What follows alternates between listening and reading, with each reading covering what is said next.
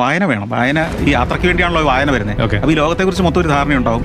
പിന്നെ യാത്ര ചെയ്യുമ്പോൾ നമ്മൾ കാണുന്ന സ്ഥലങ്ങൾ മാത്രമല്ല, അവിടെ ജീവിച്ച പ്രതിഭകളെ നമ്മൾ അറിയുകയാണ്. അത്ഭുതകരമായ ജീവിതം നയിച്ച ആളുകൾ. അപ്പോൾ എത്രയോ ആളുകളെ ഓരോ യാത്രയും കഴിയുമ്പോൾ നമ്മൾ മനസ്സിലാക്കുന്നത്. ഇപ്പോൾ ഉദാഹരണത്തിന് ലിവിങ്സ്റ്റൺ എന്ന് പറയുന്ന ഒരു മനുഷ്യനെ ഞാൻ ഈ യാത്ര കഴിഞ്ഞ് വന്നപ്പോഴാണ് ഏറ്റവും അടുത്തറിയുന്നത്.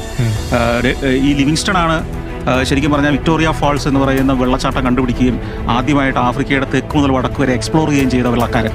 അപ്പോൾ അദ്ദേഹം നടന്നും കഴുതപ്പുറത്തും കുതിരപ്പുറത്തും ഒക്കെ സഞ്ചരിച്ച് 1800-കളിലാണ് ആഫ്രിക്ക എന്താണെന്ന് പുറംലോകത്തിന് കാണിച്ചു കൊടുത്തത്. അദ്ദേഹത്തിൻ്റെ എഴുത്തുകളിലൂടെ, അദ്ദേഹം നടത്തിയ യാത്രകളിലൂടെയൊക്കെ.